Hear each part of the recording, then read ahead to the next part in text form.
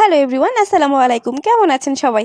আজকে নিয়ে আসলাম ওভেন ছাড়াই কিভাবে বাসায় চুলাতেই এরকম একদম ভেজ একটা পিৎজা মেক করে নেবেন, সেই রেসিপিটা একদম পারফেক্টলি চুলাতেই বানিয়ে নিতে পারবেন। কোনো রকম ওভেনের প্রয়োজন নাই এবং কোনো বাড়তি ঝামেলা নাই। একদম ঘরোয়া উপায়ে সফট এরকম একটা পিৎজা বানিয়ে নেবেন। এই যে আমি প্রথমেই দেখিয়ে দিচ্ছি কতটা সফট হয়েছে, মাশাআল্লাহ। আপনারা আমার ফুল ভিডিওটা ওয়াচ করবেন এবং আমার মতো করেই বানাবেন, আপনাদেরও পারফেক্ট হবে ইনশাআল্লাহ। আমি নিয়ে নিয়েছি হালকা কুসুম গরম হাফ কাপ পানি, দিয়ে দিচ্ছি স্বাদ মতো চিনি 3 চা চামচ, পরিমাণ মতো লবণ 2 চা চামচ, সয়াবিন তেল এবং 1 চা চামচ ইস্ট দিয়ে ভালোভাবে মিশিয়ে নিব। মিশিয়ে হয়ে গেলে দিয়ে দিচ্ছি 1 কাপ পরিমাণে ময়দা। যতক্ষণ না একটা সফট ময়দার খামির বা ডো তৈরি হচ্ছে ততক্ষণ আপনারা এটা ভালোভাবে মধ্যে মধ্যে ময়দা দিয়ে মাখিয়ে নেবেন। কম বেশি ময়দা লাগতে পারে। এই যে আমি আবারও একটু একটু করে ময়দা উপর দিয়ে দিচ্ছি এবং সফট যতক্ষণ হচ্ছে না আমি বারবার মাখিয়ে নিচ্ছি।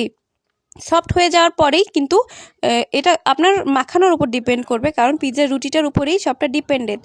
পিৎজার ডোটা যত সফট হবে রুটিটাও তত পারফেক্ট হবে এবং পিৎজাটা খেতেও ততটাই মজা হবে। দেখেন আমি বারবার উপর দিয়ে একটু একটু করে ময়দা দিচ্ছি, পরিমাণ বুঝতেছি। দেন আমি ডোটা বানাচ্ছি, একদমই যেন আমার শক্ত হয়ে না যায়। আমার ডোটা প্রায় হয়ে আসছে। হয়ে আসার পরে এটা কিন্তু রেস্টে রেখে দিতে হবে প্রায় 1 ঘন্টা। আপনারা ভালো মানের ইস্ট ব্যবহার করবেন, তাহলে তাড়াতাড়ি ডোটা সফট বা ফুলে যাবে। এই যে আমি 1 ঘন্টা পর ফিরে আসছি, দেখছেন ডোটা আর কতটা সফট হয়ে গিয়েছে এবং ফুলে গিয়েছে। আমি আবারও কিছুক্ষণ মথে নিব।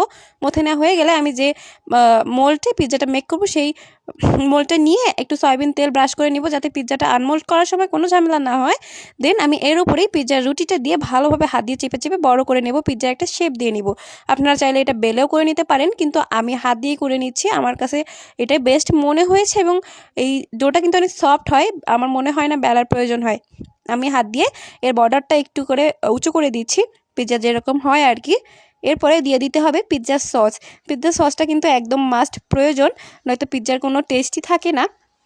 আমার রুটিটা আমার ইচ্ছে মতো আমি শেপ দিয়ে নিয়েছি। দেন আমি একটা কাঁটা চামচ দিয়ে ভালোভাবে এখানে ছিদ্র করে দিচ্ছি, কারণ রুটিটা যেন বেশি ফুলে না যায়, তাহলে কিন্তু পিৎজাটা একদম নষ্ট হয়ে যাবে, দেখতেই সৌন্দর্যটা নষ্ট হয়ে যাবে। এই যে আমি পুরো পিৎজাটা একদম ড্যাব ড্যাব ড্যাব ড্যাব করে অনেকগুলো ছিদ্র করে দিতেছিলাম কাঁটা চামচ দিয়ে। আপনারা যদি চান ডিজাইন করে করবেন তাহলেও হবে। আমি এলোমেলো করে দিয়েছি। দেন আমি দিয়ে দিচ্ছি পিৎজার সস। পিৎজার সসটা দিয়ে আমি পুরো রুটিটার উপর ভালোভাবে দিয়ে দিব। আমি দেখেন অনেকটা পিৎজা সস কিন্তু এখানে ব্যবহার করেছি। দেন দিয়ে দিতে হবে চিজ।